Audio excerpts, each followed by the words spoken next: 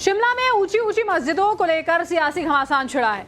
हिंदू आबादी का सैलाब सड़कों पर है। दावा यह किया जा रहा है कि जहां कभी एक दर्जी ने दुकान लगाई, वहीं आज की तारीख में 5 मंजिल की मस्जिद खड़ी हो गई। शिमला का यह मस्जिद मॉडल है क्या? मुस्लिम आबादी बढ़ने का रोहिंग्या कनेक्शन कितना सच है? शिमला में अवैध बताए जा रहे मस्जिद के निर्माण की इनसाइड स्टोरी क्या है, दिखाते हैं आपको इस रिपोर्ट में।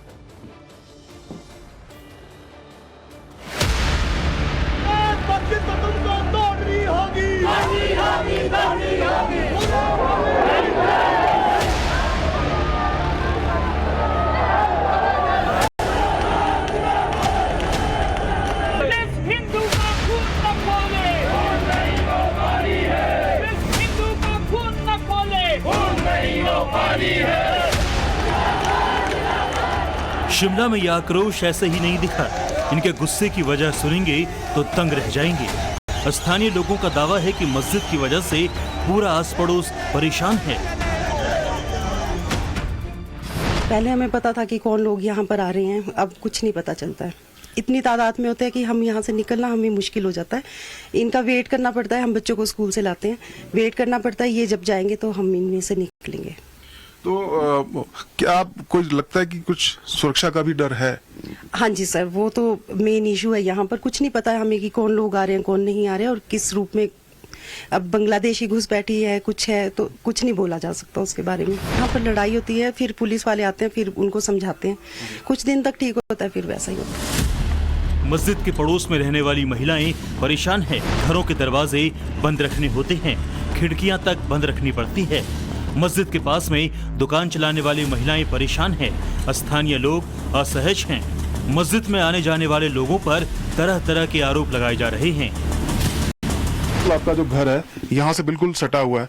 ये सामने जो मस्जिद है ये भी हम दिखा दें यहाँ से कि ये घर है और बिल्कुल इसके सामने ही मस्जिद है। जो दरवाजा खुलता है वहाँ आप देख सकते हैं, खिड़कियां हैं, दरवाजे हैं मस्जिद की, वो हमें दिखाई देती है। तो शिल्पी जी, एक सवाल ये भी था कि जो वॉशरूम वगैरह है वो ओपन ही है? हाँ जी सर, नहीं, डोर है इनमें लगे हुए, पर जब कभी इनको ओपन करके बैठते हैं। ये मैक्सिमम कई बार हो चुका है कि मेरे ताई जी का घर साथ ही है, तो वहां से सब दिखता है। हमें खिड़कियां दरवाजे अपने बंद करके बैठना पड़ता है। कई बार हम बोल चुके हैं कि आप बंद करके क्यों नहीं करते, तो बोलते हैं आप अपनी आंखें बंद करो, हमें तो अपने जाना आना। आपत्ति जताई लेकिन? हाँ जी, नहीं। फिर पुलिस आती है, पुलिस कुछ बोलकर चली जाती है इन्हें, फिर कुछ टाइम के बाद ठीक है, उसके बाद फिर से वही सारा प्रोसेस होता है। शिमला में अवैध बताए जा रहे मस्जिद के निर्माण की इनसाइड स्टोरी क्या है? अचानक मामले ने कैसे पकड़ा तूल? इसे जानने के लिए टाइम्स नाउ नवभारत के 2 संवाददाता मनोज कुमार और पूनम शर्मा ग्राउंड जीरो पर पहुंचे।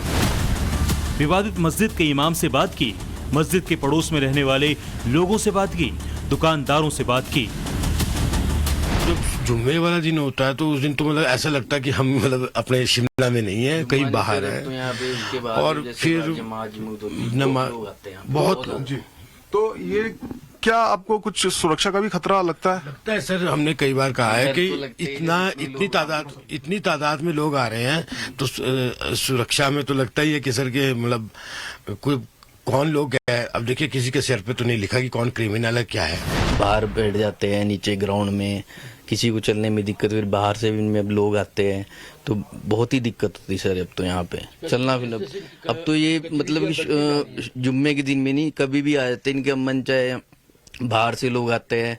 कई बार हमने रात को ये हमेशा मैंने देखा है। कम से कम 20-20, 25-25 लोग अपना सामान लेके आते और रात को मतलब यहीं पे फिर रहते यहीं पे। वो ना इनका कुछ पता होता है, ना इनकी कोई इन्फॉर्मेशन है कि क्या आते जैसे वहाँ पे रजिस्टर कराया कि भाई आया है, कुछ भी नहीं है ऐसा होता। शिमला के जिस मस्जिद को लेकर तनाव है वो संजोली में बना हुआ है। यहाँ के लोग शिमला में यूपी वाला बुलडोजर चलाने की बात कर रहे हैं। अवैध मस्जिद के खिलाफ लोगों का गुस्सा फूट पड़ा है। इसी वजह से लोग सड़क पर उतर आए, अवैध मस्जिद को तोड़ने की मांग करने लगे।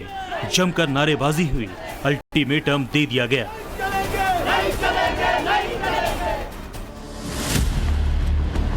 सबसे बड़ा सवाल है, जिस शिमला में 2.5 मंजिला से ज्यादा ऊंची इमारत की इजाजत नहीं है, वहां 5 मंजिला मस्जिद कैसे बन गई? क्या अब कांग्रेस सरकार मस्जिद पर बुलडोजर चलाएगी या खाना पूर्ति कर मामले को ठंडे बस्ते में डाल देगी? पता नहीं किस आपराधिक पृष्ठभूमि से आया व्यक्ति है, इन पनाह गांव में अपनी पनाह बना के रह रहा है। तो आप कह रहे हैं मस्जिद नहीं पनाहगाह है? ये मस्जिद नहीं पनाहगाह है। और हमारा ये संजौली शहर एक ऐसे बारूद के ढेर पे खड़ा है कि जिसमें कभी भी विस्फोट हो सकता है। आज अगर आप ये होता ना तो आप यहाँ से नीचे पैदल नहीं जा सकते थे। आज के दिन कोई यहाँ चल नहीं सकता। इतने आदमी यहाँ पर कितने लोग आते थे? कम से कम हजारों में पहुंच जाते। ये तो जो यहाँ पर लोकल लोग हैं जिनके यहाँ पर मकान बने, उनसे पूछो। फिर मजे की बात ये, जब सरकार की है जमीन तो आप इसमें कब्जा कैसे कर रहे हो? शिमला के संजौली में डर का माहौल है। अवैध मस्जिद का विवाद अभी थमा नहीं है। शनिवार को मस्जिद से जुड़े केस की सुनवाई होनी है। उससे एक दिन पहले शुक्रवार को जुम्मा था, लेकिन इस बार मस्जिद में नमाज अता करने के लिए बहुत कम लोग ही आए।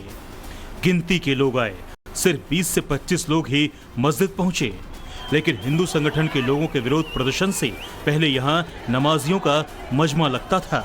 शुक्रवार को पैर रखने तक की जगह नहीं हुआ करती थी, लेकिन विरोध प्रदर्शन के बाद का माहौल बदला सा है। जिस तरह हर शुक्रवार को बहुत सारे लोग यहाँ पे आते थे, तो इस बार जो है तादाद काफ़ी कम है, क्योंकि लोग जो हैं काफ़ी डरे हुए हैं। जिस तरह का माहौल यहाँ पे तनाव काफ़ी ज़्यादा है। कल जैसे आंदोलन वगैरह हुआ है, उसकी वजह से लोग थोड़े सहमे हुए हैं। शिमला के संजौली में अभी शांति है, लेकिन क्या ये तूफान से पहले वाला सन्नाटा तो नहीं है? संजौली के लोग डरे हुए हैं।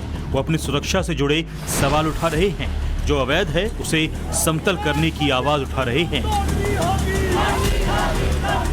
तो मस्जिद का जो विवाद चल रहा है, इस मस्जिद के बारे में हमें बताइए थोड़ा कि ये कब बनी और कैसे ये इसकी शुरुआत हुई और लोग यहाँ कैसे बढ़ते चले गए? मेरे तो एक मंजिली में बिल्डिंग थी, उसके ऊपर टीन की छत थी पड़ी हुई। कोई आता नहीं था, कोई नहीं जाता था यहाँ पर। कभी कोई आ गया तो आ गया, नहीं तो कोई नहीं आता था यहाँ पर। बेकार पड़ी हुई थी ये, बेचारे रखो। नवभारत संवाददाता मनोज जिस घर में लोगों से बात कर रहे थे, उस घर से मस्जिद बिल्कुल पास में ही है। इस घर की बालकनी से मस्जिद में मौजूद इमामों को साफ साफ देखा जा सकता है।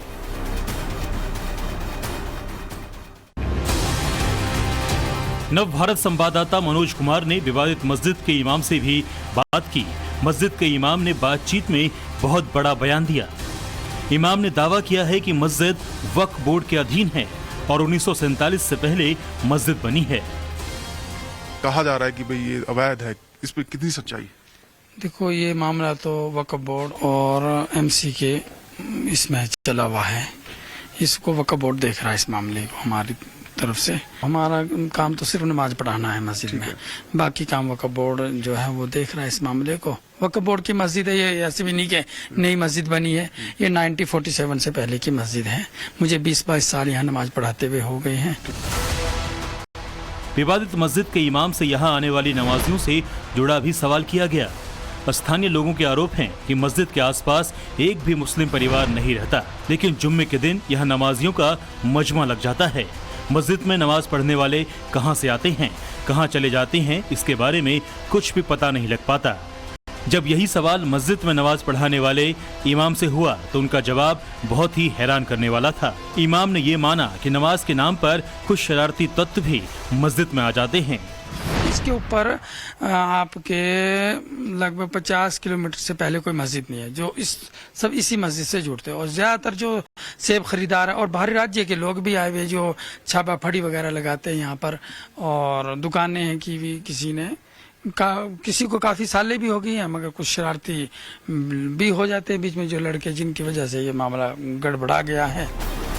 लेकिन शिमला में ये एक ऐसा इकलौता केस नहीं है। शिमला के कसुम्पटी में मौजूद एक दूसरे मस्जिद को लेकर भी विरोध शुरू हो गया है। जो आप ये स्ट्रक्चर देख रहे हैं, जिसको कवर किया गया है और टीन शेड नजर आ रहा है, दरअसल यहाँ के जो लोग हैं उनका कहना है कि ये करीब 25 साल पहले वक्फ बोर्ड की ये जमीन है और वक्फ बोर्ड ने एक व्यक्ति को रिहायशी पर्पज के लिए लीज पर दी थी, लेकिन वो शख्स जब यहाँ से चला गया उसके बाद धीरे धीरे यहाँ पर इसको मस्जिद का रूप दे दिया गया है। देखिए, मैं तो यहाँ 40 साल से रह रहा हूँ और इसी मस्जिद के नीचे मकान है प्राइवेट, वहाँ मैं रहता था 20-25 साल, और तब से यहाँ कोई मस्जिद नहीं थी। यहाँ से